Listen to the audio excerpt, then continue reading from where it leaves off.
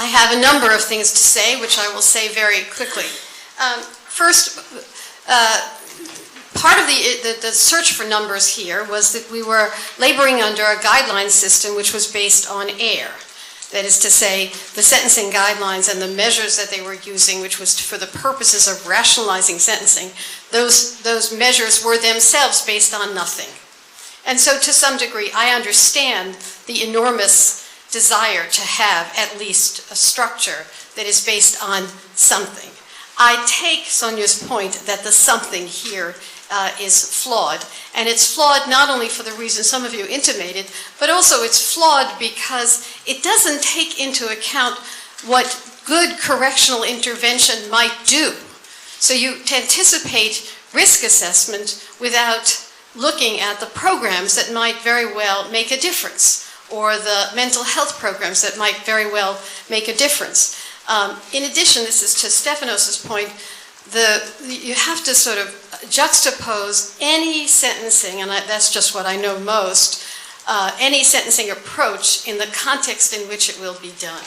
So you put it in the Pennsylvania or the Boston or the Massachusetts courts where they're processing thousands of people a day, and it will not be done contextualized and in an interesting way. It will be done formulaically.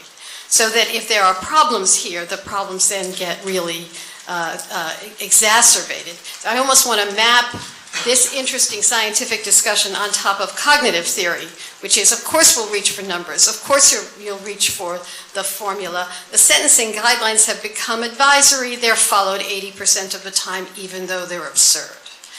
So that's something to be concerned about. And in addition, I very much take Sonia's point that you want to unpack what these issues are, what the correlations are, because if you don't unpack them, we won't be addressing the real causes of crime. So, for example, when you look at socioeconomic factors, it really maps onto what neuroscience talks about as the impact of toxic stress and the impact of social background, abuse, malnutrition, etc. In a risk assessment universe, we'll say, oh, well, that leads to the likelihood of reoffending. In a policy world, you'd say, gee, what are we going to do about that? What are we going to do about that in general? What should we do about that in particular? So there's a risk that the discussion takes your eye off the ball of what is meaningful intervention on the one hand and meaningful structural change on the other. Thank you so much for those comments, Judge Gardner, and for being here today.